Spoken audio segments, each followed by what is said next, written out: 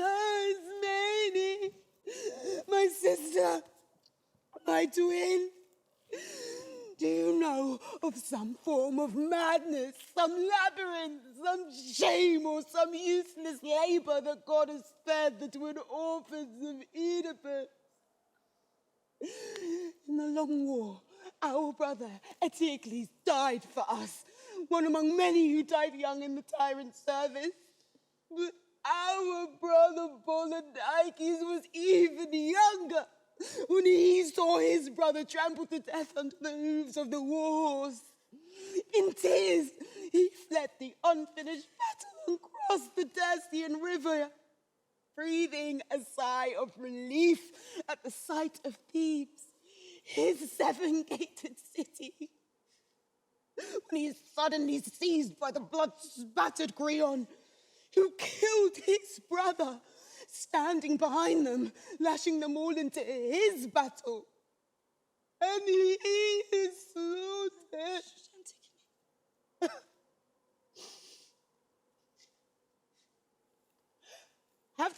Haven't they told you of the latest insults to be heaped on Oedipus' dwindling children? I haven't been to the market, Antigone. I've heard no news of our loved ones, neither loving words nor sad words. I'm not happy and I'm not sad. Then hear the news from me. And if your heart stands still or pounds too hard because it is broken, then tell me so. Gather your great dust. It seems you'd paint me blood-red words. Here it is. Our two brothers, both dragged into Kreon's war for the grey iron ore of distant Argos, and both killed, are not both to be buried in the earth. Of course, the fearless hero of the battlefields, Eteocles, shall, it is understood, be honoured and buried according to custom. But the other, Polydikes, who died in disgrace, it is said of his body, and it has now been made known in the city, that no one shall make a grave for him or mourn him. He shall be left unmourned and unburied like a sweetmeal for the vultures. And he who does something about it is to be stoned to death.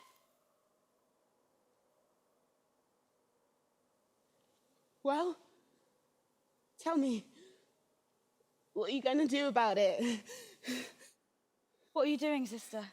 Testing me? To see if you'll help me. In what danger? To bury him. He who's been denounced by the city. He whom the city has renounced. He who caused the revolt. Yes, my brother. And yours. Sister, they'll catch you defenseless. But they won't catch me faithless. Poor thing. What drives you to drive the last of Oedipus' children all down to destruction? Forget the past. When we forget the past returns. Well, think of it this way. We're women who haven't the strength to fight against men, and therefore we're obedient in this. And in some things even harder. Therefore, I ask the dead and the oppressed to forgive me. When force is used against me, I obey the authorities. What's the sense of committing useless actions? I won't ask you again. Follow someone who gives orders and do as you are ordered. But I am following the custom and burying my brother. And if I die for it, so what? I will rest in peace among the peaceful, and I will have left something holy behind me. I prefer to make friends in the underworld, for I will live there forever. As for you, laugh at shame and live. Antigone, bitterly hard as it is to live in disgrace, still even the salt tears stop. They don't flow from the eyes forever. The executioner's axe puts an end to life's sweetness. But for the survivor, it opens the slow veins of pain. He can't stop screaming, yet even while screaming, he hears the birds swooping above him. And through curtains of tears sees the familiar elms and rooftops of home. I hate you. How shamelessly you show me the tattered apron of your sentimentality. Right now, on the naked stone, the flesh of your flesh is laid out under the white sky for the vultures. But you think that was yesterday? No! I'm just not good enough to offer myself up as a sacrifice. Not willful enough, and I'm afraid for you. Don't give me advice. You live your life, but let me at least do what I can to honor those of us who have been shamed. I hope I am not so particular that I couldn't bear to die an unbeautiful death.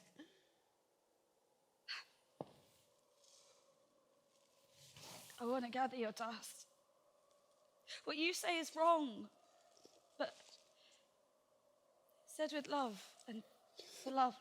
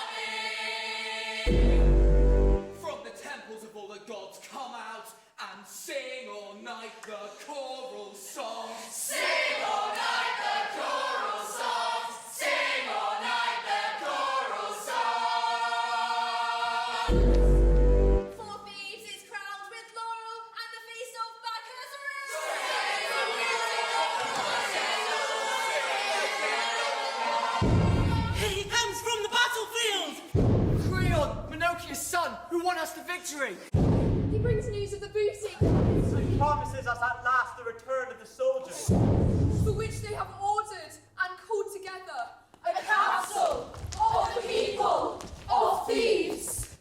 Citizens, tell the world, Argos is finished!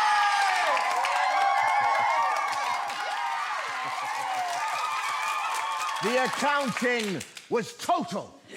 Only a few escaped from the 11 cities. Only the fewest. The thirst of our bloodthirsty weapons was quenched at the first taste of blood, but we did not deny them repeated refreshment.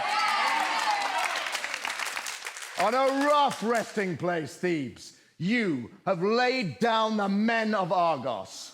Without a city, without a grave, out in the open lies that which defied you.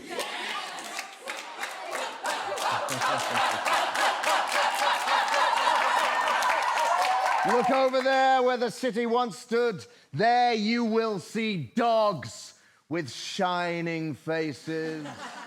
The great vultures circled her, screaming from corpse to corpse. But the overfed birds couldn't rise from the ground. You paint a pretty picture of great power, and the city will love it when you deliver it. But you cleverly add one more thing.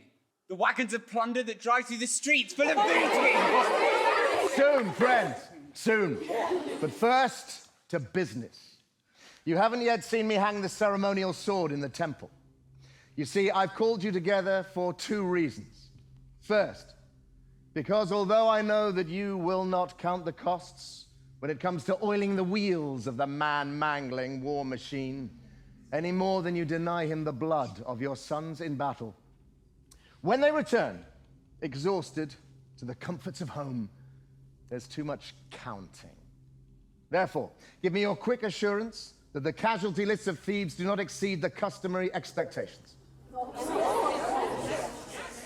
And also, because the people of Thebes are always too quick to forgive, now the danger is over, they come to wipe the sweat of the homecoming hero, without asking whether that sweat is the sweat of the fever of battle or only the cold sweat of fear mixed with the dust of desertion.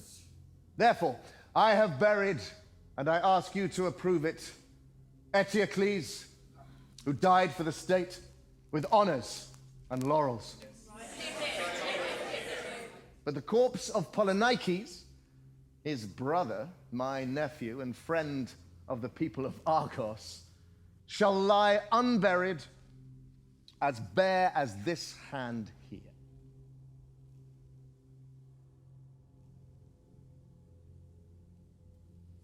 He was the enemy, my enemy and Thebes, and therefore I want no mourning.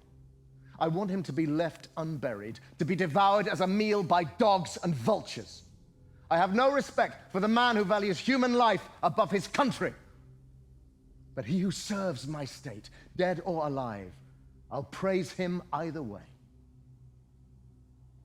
I hope you approve this. We approve it. And will you be responsible for carrying out the orders? A job like that is for others, surely. Yes. Not that job. The watch for the dead has started already. I would have you now start a watch for the living. For there are some who are dissatisfied. There's no one here who's fool enough to risk their life. Not openly, but many have shaken their heads until they lost them. Which brings me to this. We must do more. The state must be cleansed. Sir! I got here as fast as I could, out of breath, to bring the message swiftly to our leader. Don't ask me why I couldn't make it any faster. My feet got ahead of my head, or else my head raced on and dragged my feet behind. Yet no matter how tired I got, or how long I was in the sun, out of breath, still I kept going. What is this, breathlessness, or are you hesitating? I'm not holding anything back. So I asked myself, why not say it right out, since I didn't do it? And I don't know anything. I don't know who did it to you. For me to draw conclusions when I know so little wouldn't mean a thing. Your innocence, my ambitious messenger, won't win you any medals. Sir, you entrust your guards with great power, but great power takes great effort. Tell me your news or get out of here.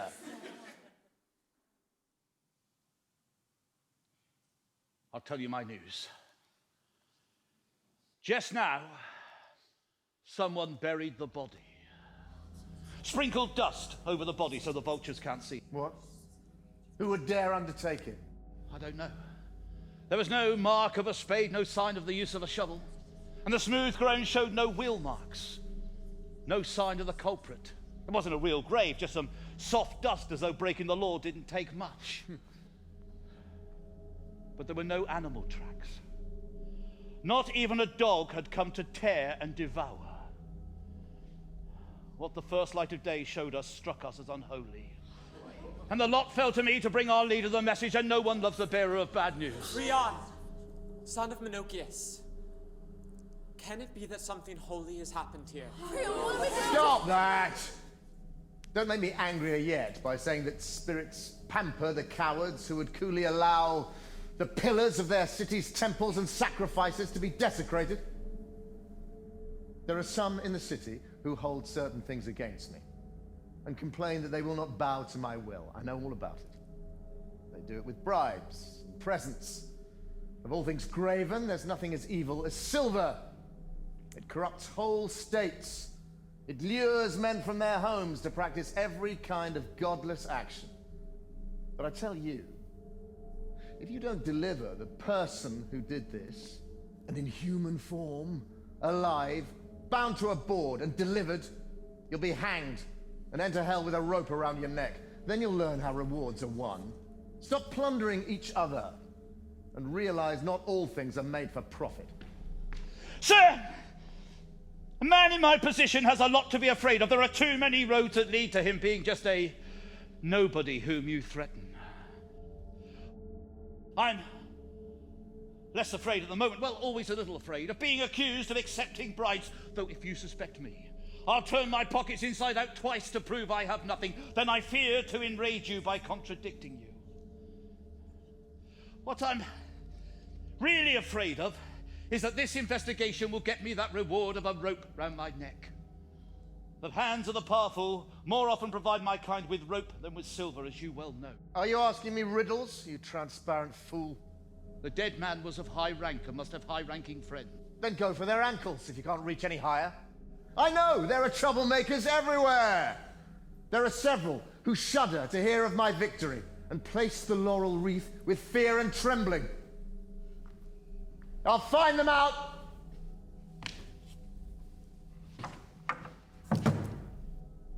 It's an unhealthy spot where the mighty get into the hair of the mighty.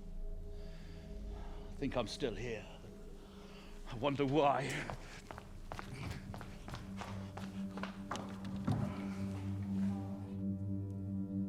There is much that is monstrous, but nothing more monstrous than man. Only he goes out on the sea at night, in wind-whistling vessels, when the south wind blows against the winter. Only his ambitious ploughs that tear up the divine holy earth. As year after year he drives his horses over the land. He who with cunning hunts and catches the gently fashioned birds and the wild beasts that forage at night in the forests and the salt-nourished life of the seas. He who with skill yokes the rough-maned stallion and the untamed steed that roams the hills. And he who has mastered speech and the airy flights of thought and the laws that order the state. He who has learned how to come in out of the rain. He knows it all, and yet knows nothing. For He who finds no enemy becomes his own enemy, as though he were an ox, he yokes the neck of his neighbor. if he advances, he steps across the bodies of his own people. He can't fill his own stomach, but he builds a wall around his property. Well, the wall, it must be torn down. Well, the wall, it must be torn down. Open the roof to the rain.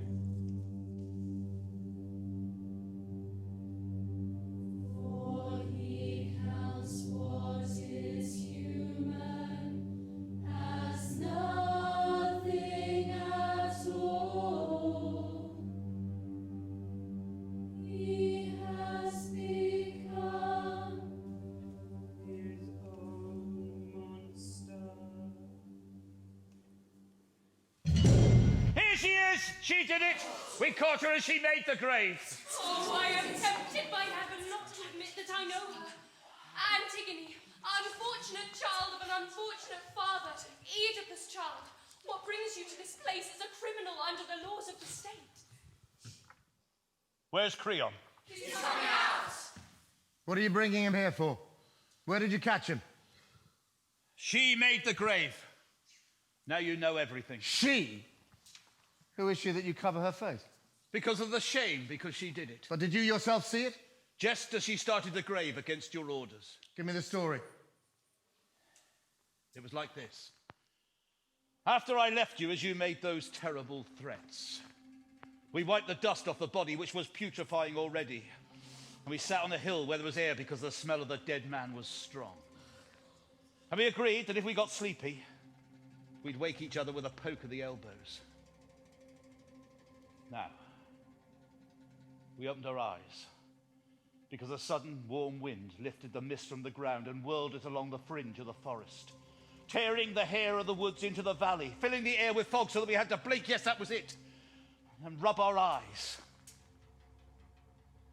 It was then that we saw her standing there, crying out in a sharp voice like a bird that mourns when it sees the empty nest without young ones. She wailed because she saw the dead man naked. And she spread the dust over him again out of the iron jar. 3 times she sprinkled dust on the dead man. We ran, held her, and she didn't resist.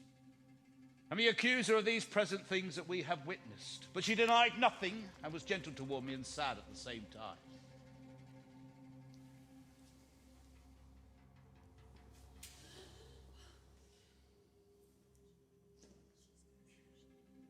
Do you admit or do you deny that you did it? I say that I did it, and I don't deny it. Now tell me and be brief. Are you aware of what was announced in the open city about this particular corpse? I knew it. How could I help it? It was clear enough. And yet you dared break my law. Because it was your law. A human law. That's why a human being may break it. And I am just as human as you and only slightly more mortal. And if I die before my time, I think it's because it has its advantages when you've lived the way I have, surrounded by evil. Isn't there some slight advantage to death? And further, if I had let my mother's dead son lie unburied, then that would have made me unhappy. But this does not make me unhappy. And if I seem crazy to you because I fear the judgment of heaven but hates the bad sight of mangled bodies, and I do not fear your judgment, then let a crazy judge judge me.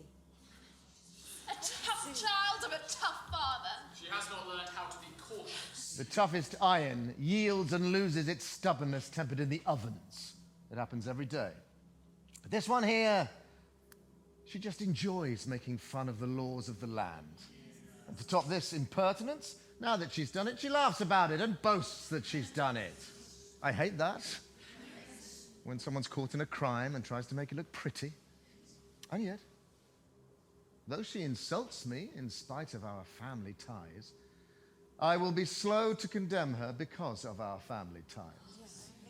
Therefore, I ask you, since you did it in secret, and now it's out in the open, wouldn't you say, to avoid severe punishment, that you're sorry you did it?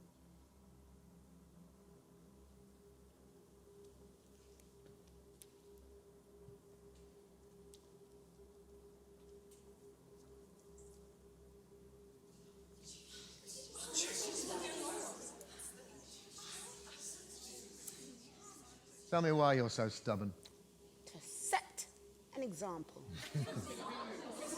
Doesn't it matter to you that I have you in my hands? What more can you do to me since you have me? Then kill me. Nothing more, but having this, I have all. Then what are you waiting for? I don't like what you're saying, and I won't like what you're going to say, and I know you don't like me either. Though, there are those who do because of what I did. Are you saying there are others who see things as you do? They see it, and they are moved by it. Aren't you ashamed to claim their support without asking? There's nothing wrong in honoring my brother. But the one who died for his country was also your brother. Yes, both are my brothers. We are all of one family. And the coward? Do you love him as much as the other? He who is not your slave is dearer to me than a brother. Yes, of course. If good and evil are the same as one another. The things are not the same. To die for you or to die for one's country. Wasn't there a war on? Yes, your war. Not the country's. A strange country. How beautiful Thebes was when we lived under the trees in peace and unafraid. But it wasn't enough for you to rule over the brothers in their own city.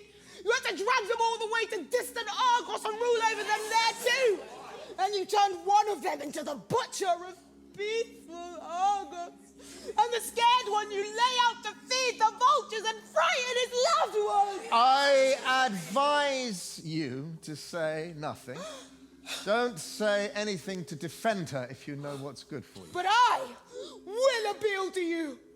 For if you help me in my trouble, it will help you later. The man who's after power is like a thirsty man who drinks salt water. He can't hold it in, but he has to have more. Yesterday it was my brother. Today it is I. Tomorrow... I am waiting to see who stands by you.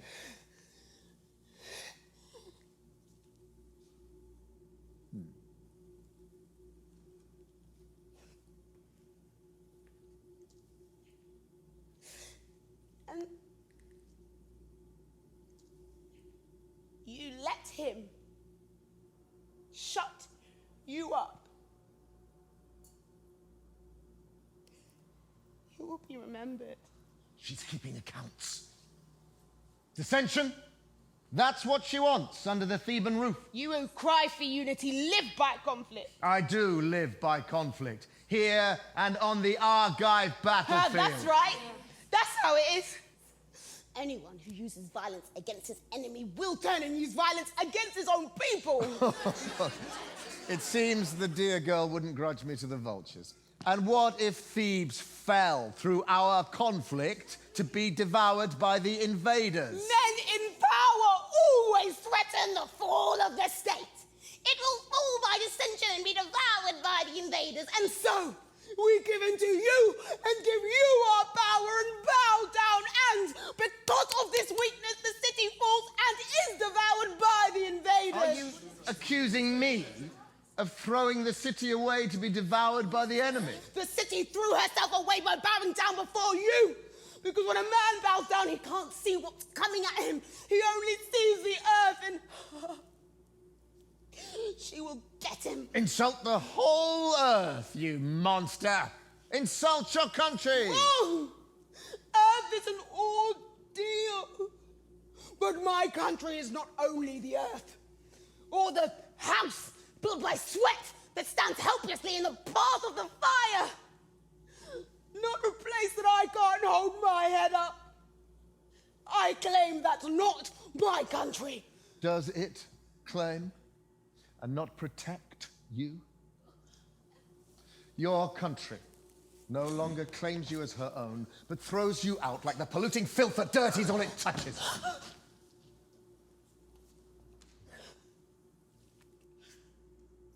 Who throws me out? There are fewer in the city since you rule it, and there will be fewer still. Where are the young men? You're left with many. Who's missing? Where are the young men? Aren't they coming back? Oh, how she lies! Everyone knows they stayed behind only to clear the battlefields of the last weapons. And to do your last mischief and become a horror until their own fathers wouldn't recognize them when they're finally killed like beasts of prey. Oh, she's insulting the dead. How stupid you are! I'm in no mood for winning arguments. She doesn't want the people of Thebes to live in the houses of Argos. She'd rather see Thebes destroyed. We would sit more safely in the ruins of our own city than with you in the enemy's houses. There, she said it. You heard it. She breaks every law.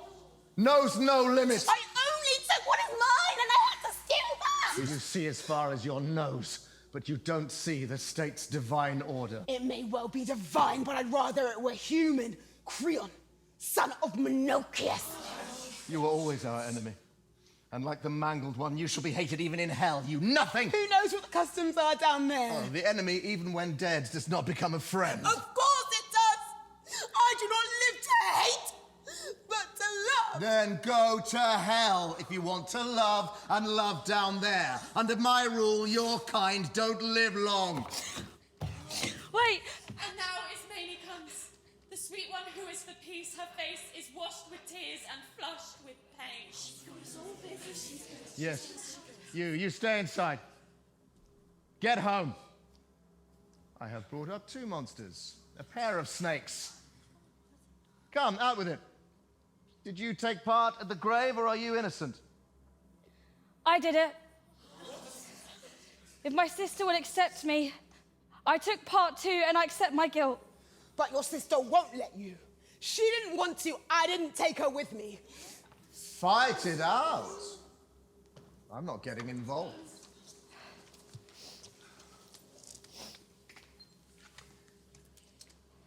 I'm not ashamed of my sister's misfortune, and I'm asking her to call me her accomplice. I don't like those who love with words alone. Sister, not everyone is good enough for sacrifice, but even I am good enough for death. Don't die too abstractly, and don't meddle in things that are none of your business.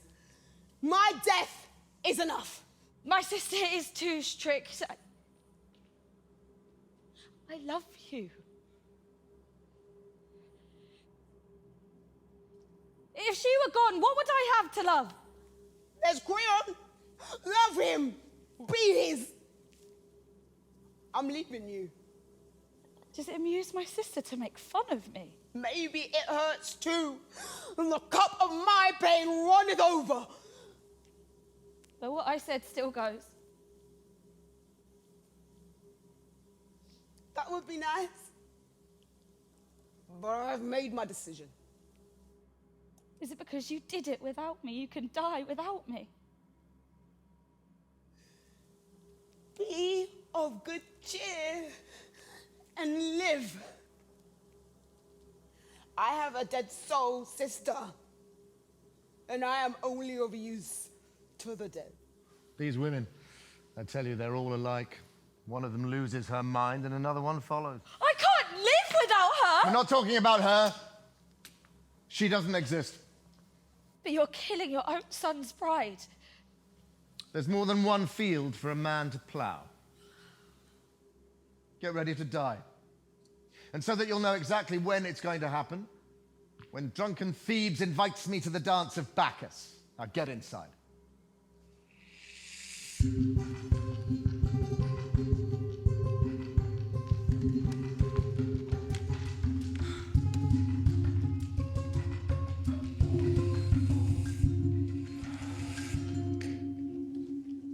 May he who has troubled you, mighty one, praise him.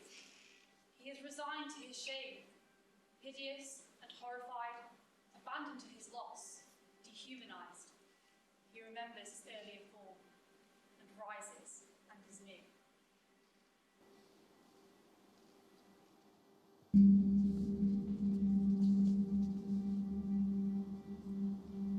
Patiently, the brothers of Lachmia sat in their fire-gutted house, rotting away.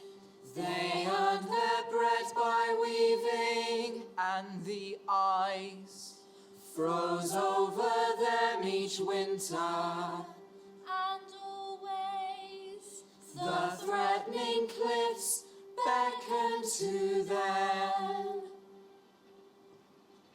That is until Peleus came, dividing them with his scepter, parting them, touching them ever so lightly. And they rose up and killed all their oppressors. For that was the last straw for them. As often, the sum of misery must only be rounded up by a fraction.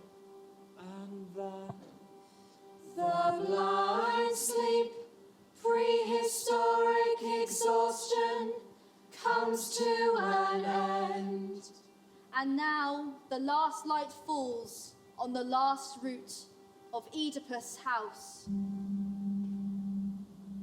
And when the great fall, they don't fall alone.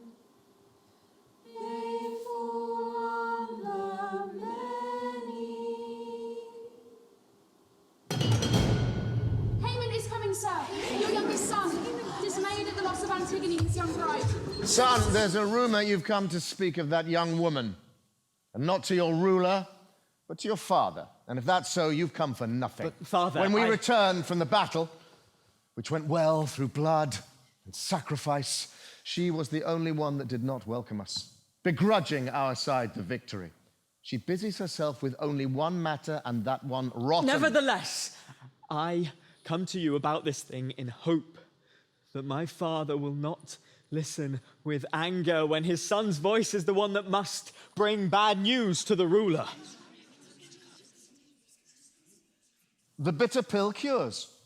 That's why it's prescribed.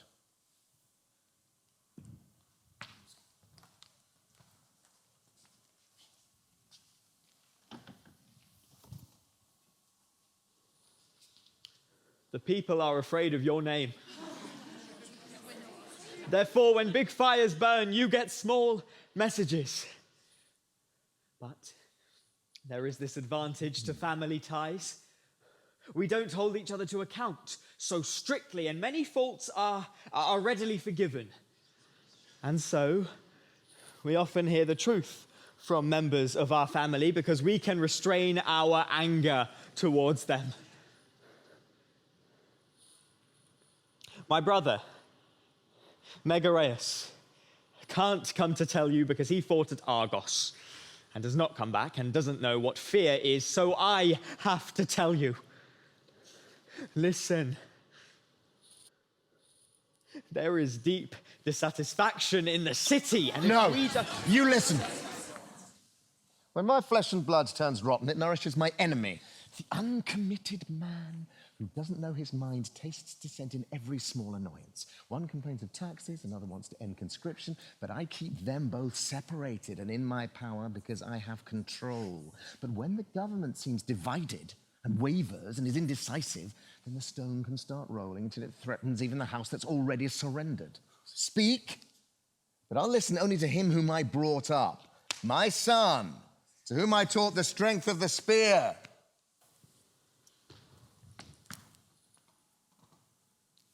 There is a saying, test the strength of thy tongue on the anvil of truth. And there is some truth in everything. She who didn't want the merciless dogs to devour her brother, the city is with her in this. Although they condemn the dead man's crime. It's not enough. I call that weakness. No, the filth that I've cut off is not enough. It must be done in public, so that other filth will not forget how I cut off the filthy and see that my hand will not miss its mark. But you, knowing little of the case, knowing nothing, you advise me, watch your step, look for alternatives, talk to them in their terms. As if authority could sway the many-bodied masses to difficult deeds by being nothing but a small, cowardly ear. But the gentle uses of order could do much. There are many orders. But who gives the orders? Even if I were not your son, I'd say you do. Then if I'm charged with it, I'll do it my way. Do it your way, but make it the right way.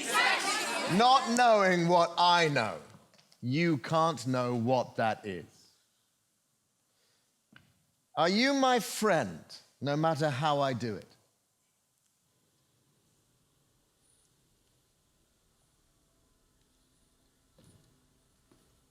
I want you to do it so that I can be your friend.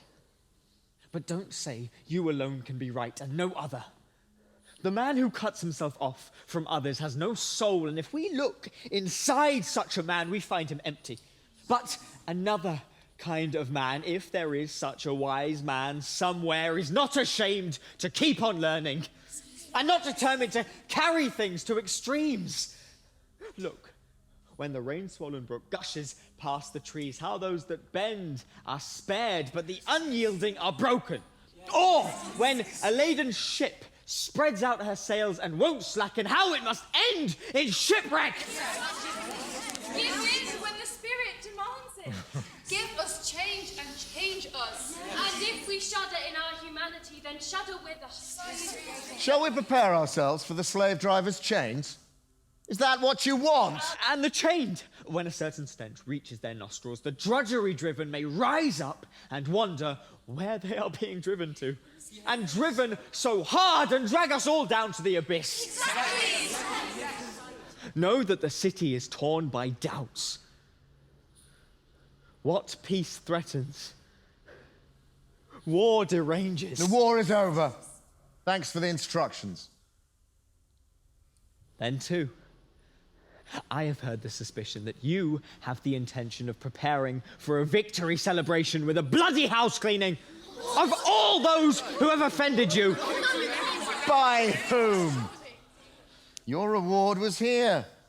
Much greater than having chosen only to be a spokesman, babbling so suspiciously about suspicion. Forget her. Forgive and forget. Let go of the past. Since I'm part of the past, I find forgetting difficult.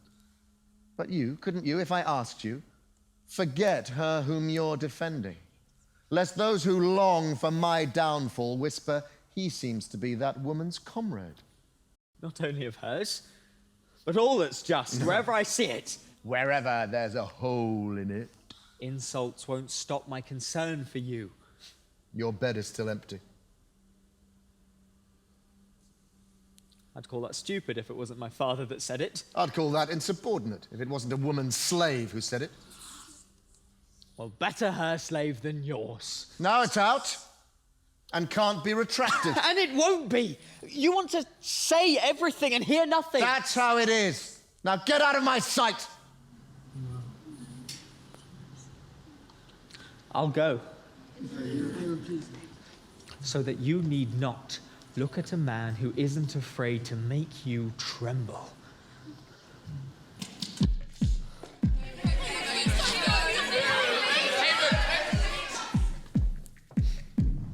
Sir, he who went out angry is your youngest son. But he won't rescue those women from death. Then you're thinking of killing them both. No. Not the one who stayed away, you're right. And the other one, how will you kill her? Lead her out of the city, where the dances of Bacchus are now lifting the feet of my people. Put her away, where there are no people to see her. Put her alive into the cave in the cliffs, with millet and wine, the only meal that's fit for the dead, as though she were buried. Those are my orders. So that in the end, my city shall not bring me shame.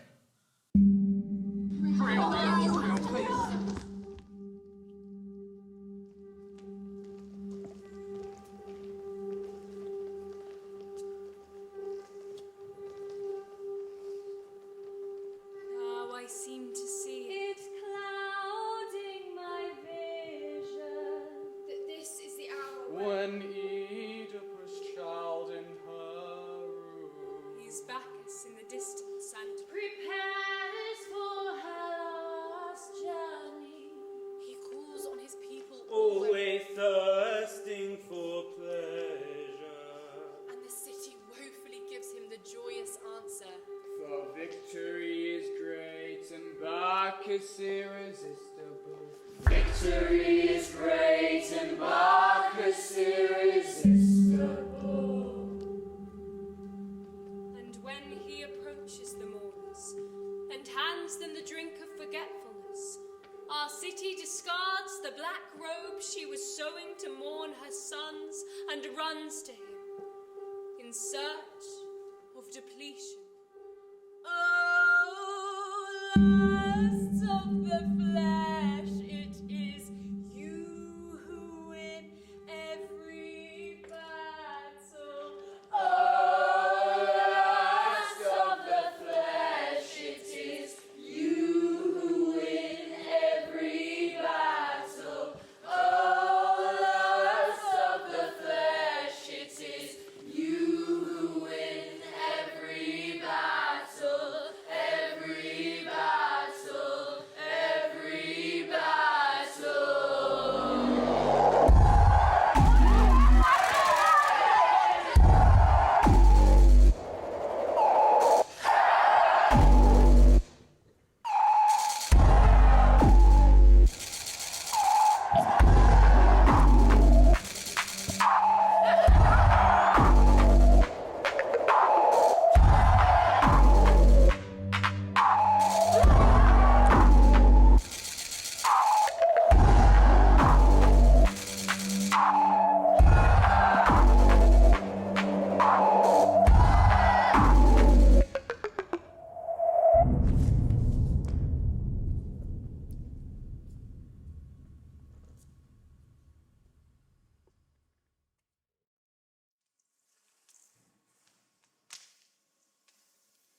But now, I find myself losing the rhythm and can't stop the welling of tears, for now Antigone comes to receive the gift of the earth, the wine, and the millet. Citizens of Thebes, look at me, take my last steps and my last look at the sunlight, and never again. He beds us all alike, the god of death. He is leading me alive to the harbour of his river. No wedding for me. For me, no wedding song. I am the bride of Acheron. But your going is famous. Praises go with you as you go into this death chamber. No illness consumed you, nor were you the victim of hard labour for hard wages. You would not accept such wages. Living your life, you go alive. Down into death. They're making fun of me, and I'm not even dead yet. I still see the daylight. My city, and oh, my city's chosen ones.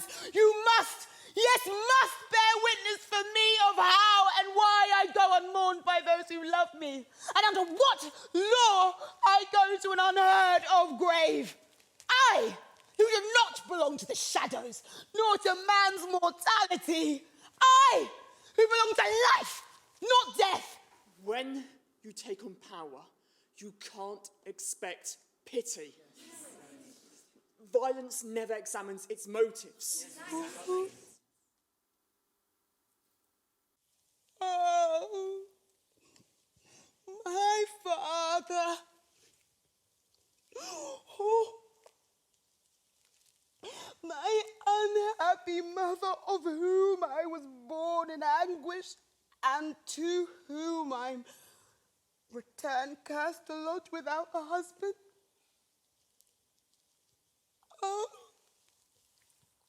Oh, my brother, how sweet life is. And you lost it. And now I'm all that's left. Draw me close down to you. The body of Danae too had to endure the iron gate instead of the light of heaven. She lay in the dark prison, though she too came of a mighty race child. She counted the strokes of the golden hours for the creator of time. And I've heard how pitifully the Phrygian girl, Tantalos' daughter, died in the tower of Siphilos, bent beneath wreaths of ivy gathered slowly among the stones. And men say that winter was always with her, and her throat was washed by the snow-bright tears of her eyelids. It may be that I, like her, go to a sanctified bed. Her speech is holy, but she is witness to holiness, whereas we are of this world and witness to worldliness. Yes, you perish, but greatness is yours, and not unlike holy sacrifice. And so, you sigh and give me up for lost. How piously you gaze upwards at the blue heavens, but you do not look me straight in the eye. And yet, I've only done what is holy. They caught the son of Dryas loudly and rapturously protesting against the injustice of the tyrant Dionysus, and with stones they stoned him to death, and he got to know God in his madness with his shrieking voice. It would be better if you gathered together these protests against injustice, dried them of their tears, and did something useful with them. You don't look far enough. But on the chalky cliffs with the sea on both sides, at the mouth of the Bosphorus, there near the city, the war god watched as two Fenians, who saw all too far, had their eagle eyes pierced through with spears. And it was dark in their brave eye circles, For the power of fate is frightful. Neither riches nor valor appease him, nor towers escape him. I beg you, don't talk about fate. I know all about that. Speak of him who kills me, although I am innocent. He has a shove coming from fate. And don't think you're safe. You're really the victims. More mangled bodies will be heaped up for you, unburied as a cairn for the unburied. You, who dragged Kreon's war across distant frontiers. You may win battles, but the last one will destroy you. You, who called for duty. You will not see full wagons, but empty ones. I mourn for you, survivors! Oh, what you will see when my eyes will be filled with dust. Lovely Thebes. My homeland. My city. Oh, and you, dancing river that circles Thebes where the wagons draw up. Oh, you woods. My voice falters to think what will become of you. You have spawned the inhuman. Therefore, you must come to dust.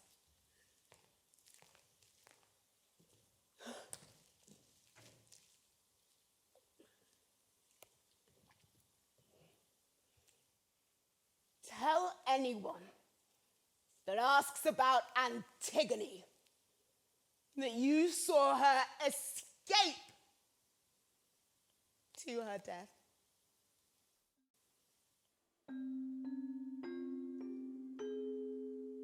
Turned around and went, with broad steps as though she led her guard.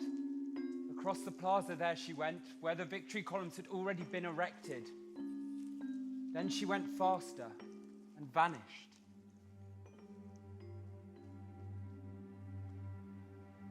But she too wanted of the bread that was baked by slaves in the dark clefts.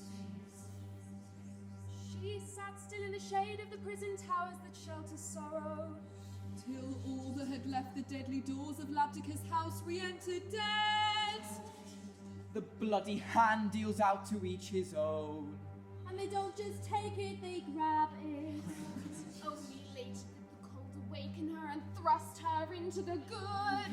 Not until the last of her patience was exhausted and the last crime measured would Oedipus, unseeing child, remove the customary blindfold from her eyes to look at the abyss that surrounds her. Just as blindly now, Thebes giddily tastes the victory libation and exults. Here comes Tiresias, the blind man, the seer, driven by rotten rumours of growing dissension and simmering unrest below.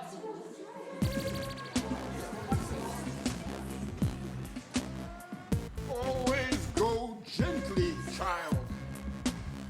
Go steadily and be untroubled by the dancers. You're leading.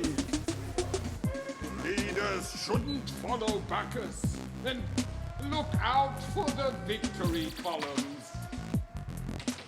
Victory, they scream in the city. And the city is full of fools. See the blind follow the seeing, but the blind are followed by the blinder. Oh, why are you mumbling against the war, you treasonable fool? Because you are dancing before you've won it, unreasonable fool. Stubborn and senile. You're a seer who sees only what doesn't exist.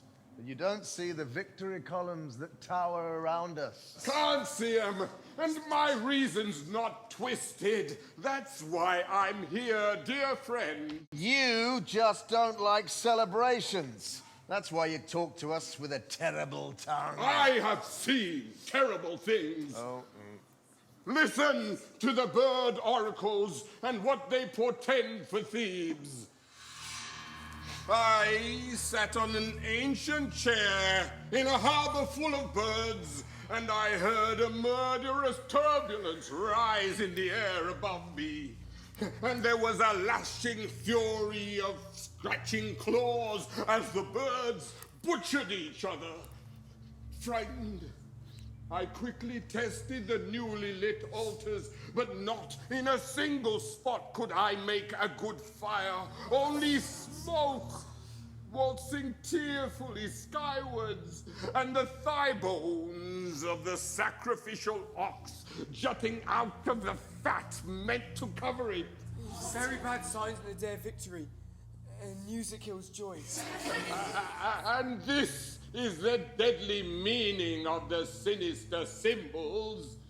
It is you, Kreon, who cause the city's sickness, because the altars and hearths are profaned by dogs and vultures who are satisfying their hunger indecently on the body of Oedipus' fallen son. Just as the birds don't sing their song of good oracle because they have eaten the flesh of a dead man, the gods don't care for the taste of such smoke.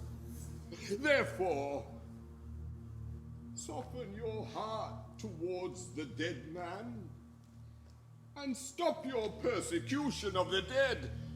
Your birds, old man, fly very nicely for you. I know about that. I wish they would fly as nicely for me. I'm not altogether so unschooled in this business of the prophetic arts, though I'm not so greedy. So pocket your treasure from Sardis and your Indian gold, but know this: I will not bury the corpse. Why not? And I'm not afraid of heaven's wrath. Man doesn't bother the gods, that much I know. And listen, old man, many mortals, even among the very powerful, come to a very grim end when they make up grim stories for the sake of profit. I am too old to compromise myself for the short time left to me. Oh, no one is so old, he doesn't want to grow old. I know, but I know more. Say it, Tiresias. Sir, let the seer be heard. By all means, but let's make a bargain. The prophet likes to profit from his prophecy in silver. I've heard that that's what tyrants have to offer. And if they're blind, they bite into the coin to tell if it's silver. I don't want you to offer me any. Because in wartime, no one knows what he'll keep. Whether it's silver, or sons, or power.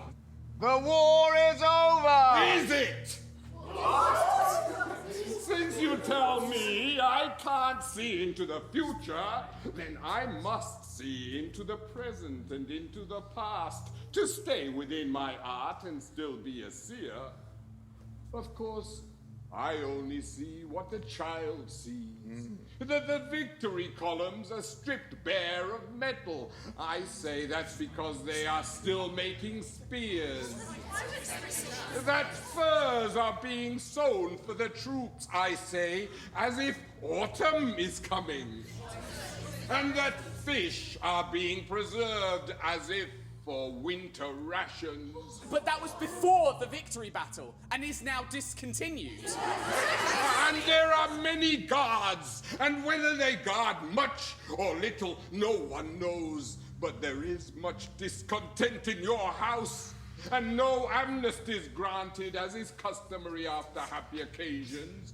And it is said that your son, Hamon, left you in anger because you entombed Antigone, his bride, in a cave because she tried to open a grave for her brother Polynices, because you struck him down and left him unburied, because he turned against you, because your wars killed his brother Eteocles. That's how cruelly you're bound up with cruelty. And since I am not silenced by silver, I ask a question. Why are you so cruel, Kreon, son of Menochius? What is it that you have done, both mad and bad, that now you must compound both madness and badness? You double-tongued cur. Half-tongued were worse. But I'll give my double answer. It is nothing. And I put nothing and nothing together and say, mismanagement cries out for greatness and finds nothing. Wars escalate, and theft follows theft, and need breeds need, and more means more, and in the end it's nothing. And so I have looked behind, and I have looked around, and I have looked ahead, and I have shuddered. Child, take me away from here.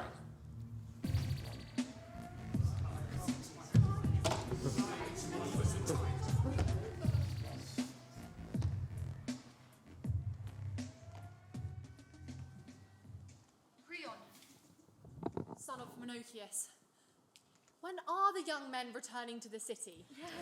And how goes your war? Since that troublemaker has directed your eyes to this matter, I'll tell you.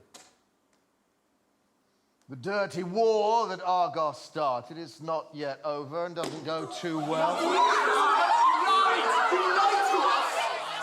When I announced peace, there was only one little detail missing. And that because of Polynices' treason. But he has been punished, and so has she who mourned him, and he that deserted me for trivial thoughts of his bed. My son, Megareus, still fights for me. My son sends endless thrusts against the weakened walls of Argos with the armored youths of Thebes. So you're not expendable! Son of Menochius, we have always followed you, and there was order in the city, and you kept the enemies from our throats. But have you now started something too big? We shut our ears when you pulled the reins tighter. Just one more pull on the reins and one more battle, you said. That's all we need. But now you are beginning to deal with us as you deal with the enemy. Yes, and how horribly you lead your double war. Yes. Your war! Your war! When I attacked Argos, who sent me? The metal spears went out to bring metal from the mountains at your request, because you know Argos is rich in metals. And therefore, rich in spears, it seems. If I had Argos, it would be yours soon enough. Enough of this. Surely the sister was right to bury her brother. Surely the commander was right to punish the traitor. The naked truth asserts it's right. And that right drives us right to our doom. War makes new rights and wrongs. War devours itself and those in need get nothing. The ingratitude. You'll eat the meat, but you don't like to see the cook's bloody apron.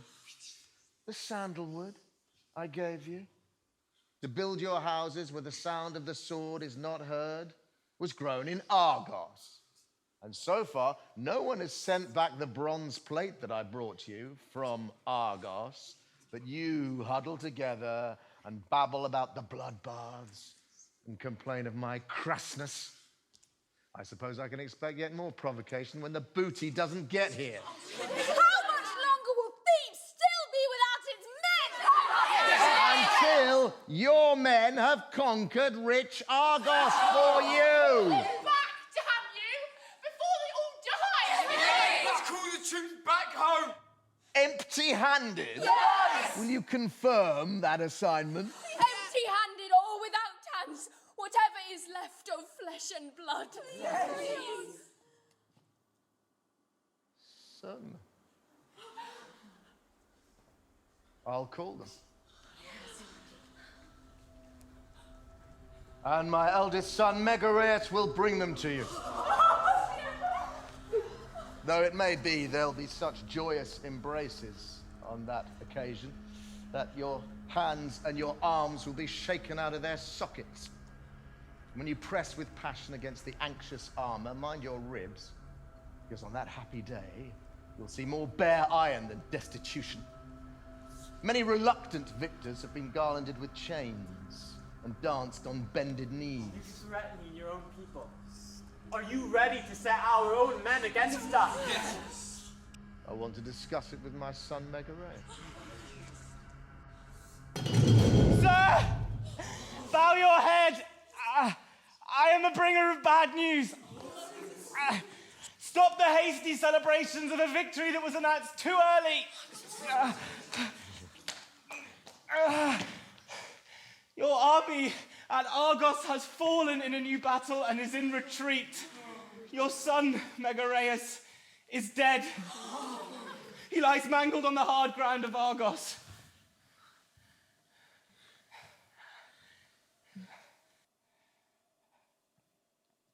When you punished the retreat of Polynices, and the many in the army who opposed you were arrested and publicly hanged, and you yourself hurried back to Thebes, your eldest son immediately ordered us to advance into a new battle. The troops had not yet slept off the bloodbath in their own ranks, but with tired hands, they raised the battle axe, still wet with Theban blood, against the men of Argos. And all too many faces turned around toward Megareus, who, in order to seem fiercer than the enemy, perhaps had urged us forward with too harsh a voice. And yet at first, the battle's luck was with us. For every battle rouses its own battle fever, and blood suffices, be it ours or theirs, and it intoxicates. What courage cannot do, fear does. Of course, weapons and good equipment and good nourishment all play a part, but, sir, the people of Argos fought with desperation. The women fought, and the children fought. Pots and pans long without food were filled with boiling water and poured down on us from the burned-out rooftops. Even surviving houses were burned down behind us so that there were no prepared positions in the rear to which we could withdraw. Every house became a trench, and every household article a weapon, but still your son drove us forward and drove us further into the city, which, devastated, now transformed itself into a grave. Among the ruins, we were separated from one another. Smoke from all the occupied quarters, sheets of fire confounded our vision. Fleeing the fire and seeking the enemy, we slew one another. And no one knows by whose hand your son died. The flower of Thebes, all gone.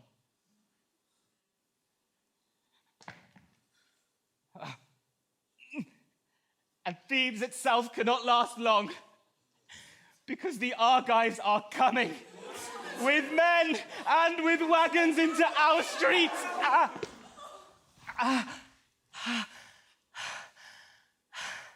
And I, who have seen it, am glad that it is over.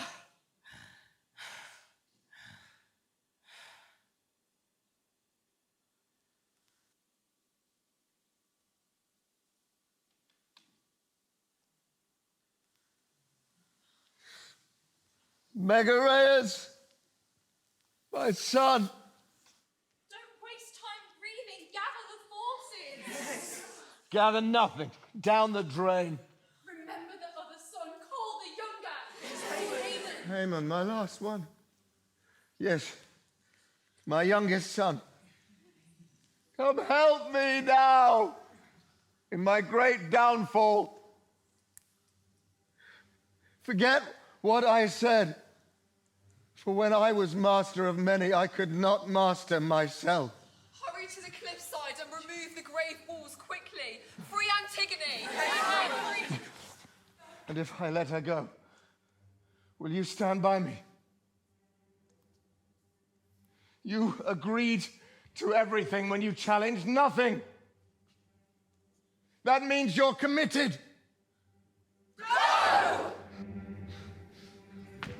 An axe! An axe! Stop the celebrations. Spirit of joy, come if you want to see your city again. Quickly against it before nightfall, because after that she'll be gone. This joy is your native city, the Bacchanalian thieves. Here, you have seen the smoke of your sacrifices rising high above the rooftop. Here, for 1,000 years, your children have seen themselves as masters of the most distant seas. But tomorrow, there shall be hardly a stone on which to lay their head. For now, the enemy stands at the gate and will not leave until our cheeks are filled with blood.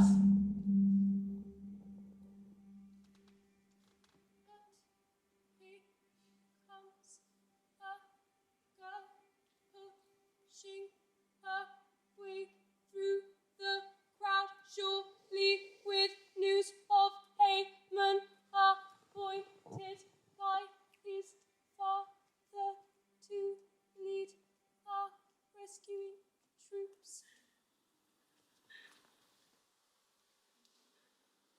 Oh, wasted strength. Oh, the last sword is broken. Hamon is dead,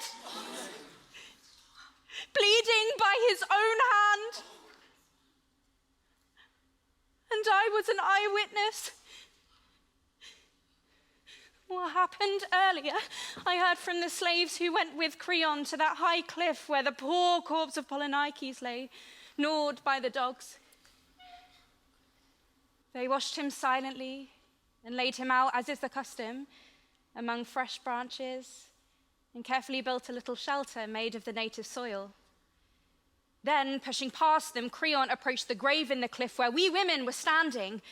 One of us had heard a voice and loud cries from inside the chamber and had run to him to tell him. So he hurried, and as he went, he was surrounded strangely by that dark and pitiful voice. Then, coming close when he saw that the bolt had been torn away out of the wall, he cried out beseechingly, as though he believed what he said. That's not Hamon's voice. That's not my child's voice. We believed our frightened master's words. But then we saw her, Antigone, at the back of the cave among the graves, hanged by the neck. A rope made of cloth round her neck. And there Hamon lies, stretched out at her feet, high above him, bemoaning his bridal bed and the abyss below and his father's work. And when Kreon sees this, he goes into him and speaks to him. Oh, come out, my dear child. I beg you on my knees. His son confronts him, looks at him coldly, and then draws his double-edged sword towards him. But when his frightened father turns to flee, he falters. Without one more word, standing upright, he slowly pierces the sword into his own body. Wordless, he falls. The dead lie with the dead. Bridal fulfillment is found somberly in the house of the underworld. Here comes my master himself, I had thought I was going to get a warrior. But look at what I've got, it's the shed! My son died too soon for me. Just one more battle, and Argos would have surrendered. But what there was of courage and of excellence was turned against me. So now Thebes falls.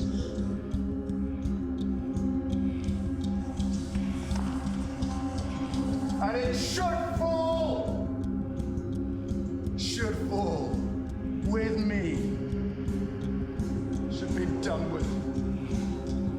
And left to the vultures.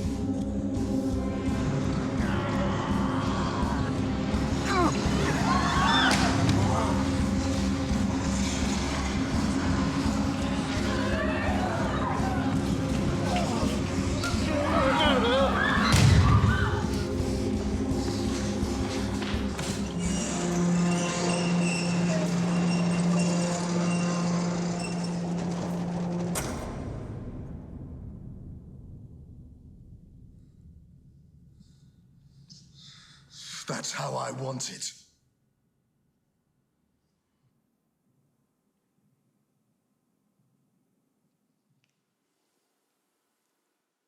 Turned around and went, holding nothing more in his hands than a blood-stained cloth, all that was left of the house of Labdacus, into the tottering city.